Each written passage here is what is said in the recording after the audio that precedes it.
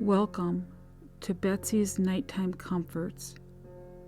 I'm your host, Betsy, and tonight we're diving into the thrilling adventure of Mike and his friends as Mike hears a noise in the hall and they decide to investigate. Before we begin, let's get into a relaxing position. Take a deep breath in through your nose and gently exhale through your mouth.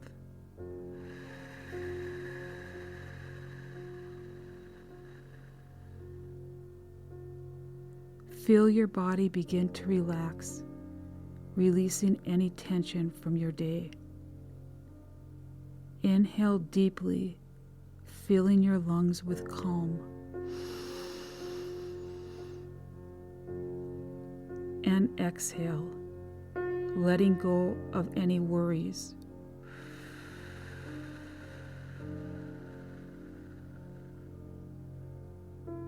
Allow your mind to settle as we embark on this adventure together.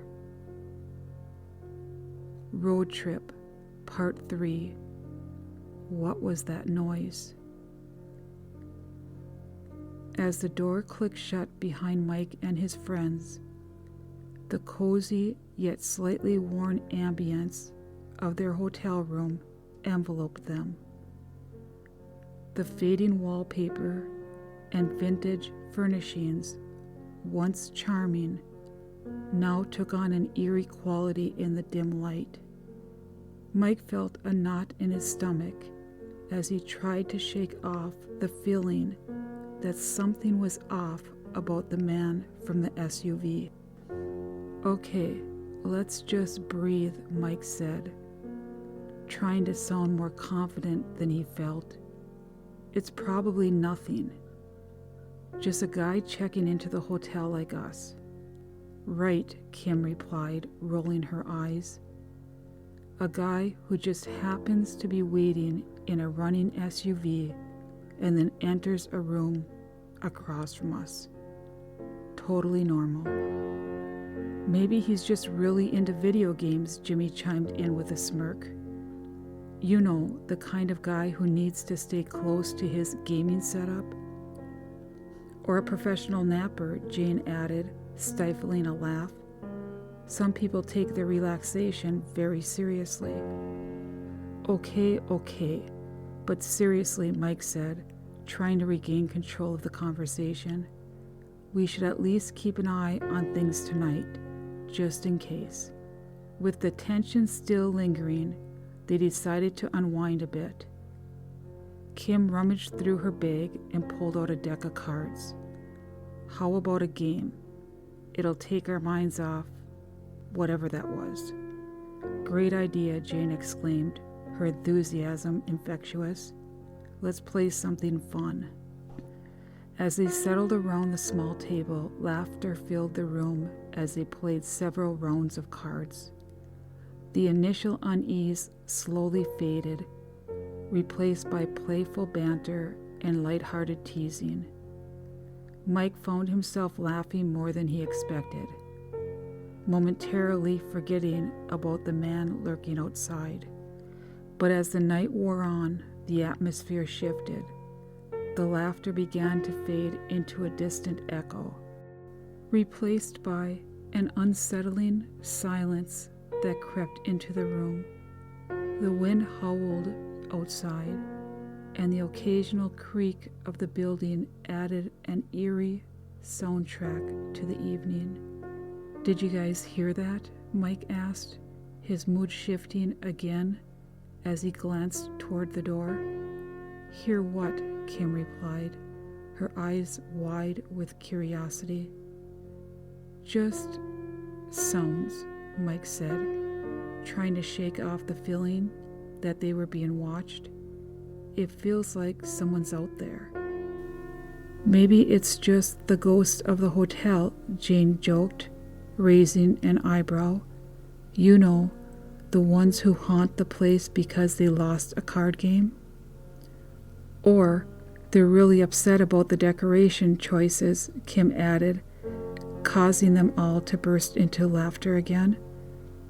Okay, but seriously, Mike said, trying to steer the conversation back. We should think about what to do about the guy from the SUV. Should we tell the front desk? Maybe we could just knock on his door and ask if he needs a snack, Jane suggested, with a mischievous glint in her eye.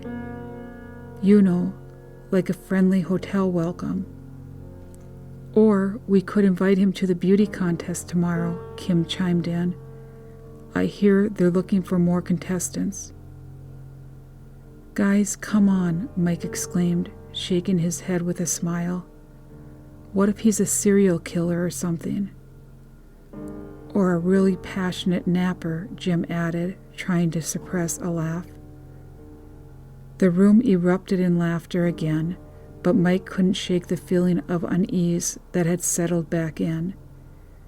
They decided to take a break from the cards and watch some TV instead, hoping that a distraction would help ease the tension. As they flipped through the channels, they landed on a late-night horror movie that seemed to amplify the atmosphere in the room.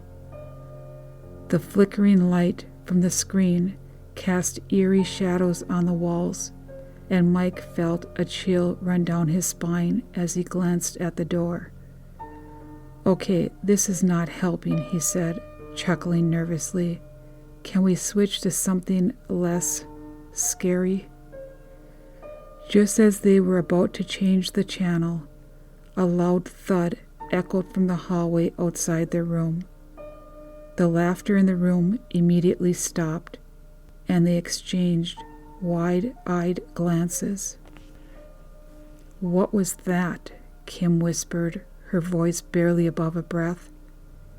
I don't know, but it didn't sound like a friendly knock, Mike replied, his heart racing.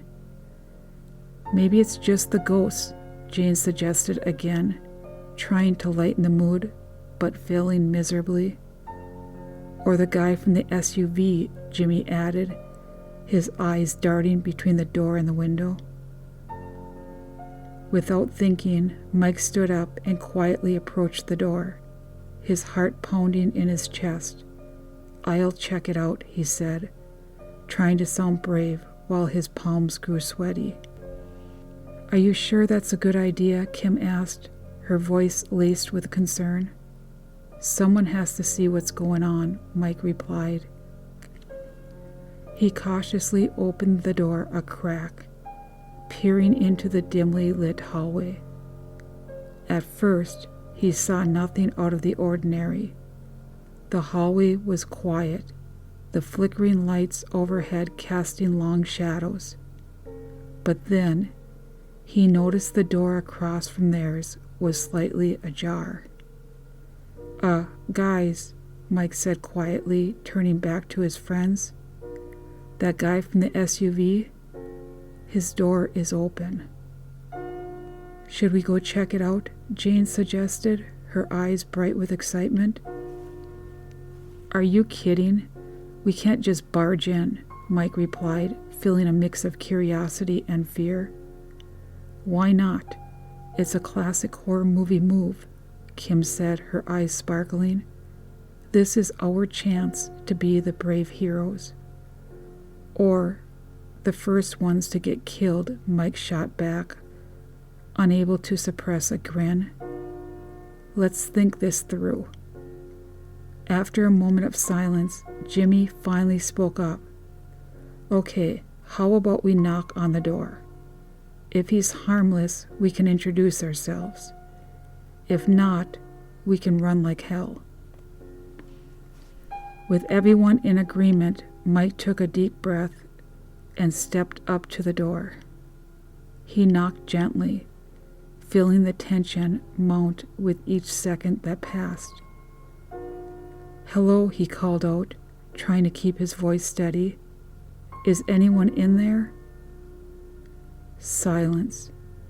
Maybe he's napping, Kim whispered, trying to stifle her laughter. Mike knocked again, a bit louder this time. "If you're in there, it's Mike from across the hall. We just wanted to check on you." Still nothing.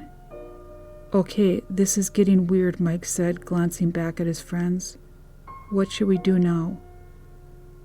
"Let's just open it," Jane suggested, her adventurous spirit shining through. "What's the worst that could happen?" With a shared look of determination, Mike grasped the doorknob and twisted it gently. To his surprise, the door swung open with a soft creak, revealing an empty room dimly lit by a single lamp. The bed was unmade, and the curtains billowed slightly from the open window. "See, totally normal," Kim said, stepping inside with a grin. "Just a cozy little nap room." But as they began to explore, the tension turned when they noticed the bathroom door was shut. "What if he's in there?" Jimmy asked, his voice barely above a whisper. "Let's just take a peek," Mike said, feeling a mix of excitement and fear. "I'll knock first." He approached the bathroom door and knocked lightly. "Hello? Is anyone in there?" he called out, trying to sound casual but failing miserably. Silence. "Okay, this is officially creepy," Mike said, glancing back at his friends. "Should we just leave?" But before they could decide, a noise came from the bathroom. A soft, rustling sound that sent a chill down Mike's spine. It was then that he heard a voice, muffled but unmistakable. "Just a minute." The group froze, exchanging horrified glances. "Did you hear that?" Kim gasped. "Yeah, and it was definitely not a ghost," Mike replied, his heart racing. "What do we do now?" "Maybe we should just leave before we end up in a horror movie," Jane suggested, her eyes wide. "Agreed," Mike said, backing away slowly. "Let's get out of here." As they retreated from the room, the muffled voice continued from the bathroom, and the rustling grew louder. Mike closed the door behind them and stood there for a moment, leaning against it as adrenaline coursed through his veins. "Okay, what just happened?" he said, trying to catch his breath while glancing nervously at his friends.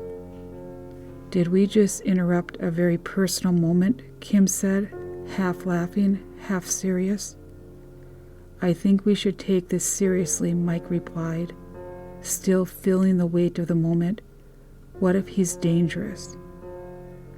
"Or a really enthusiastic shower singer," Jimmy added, trying to lighten the mood.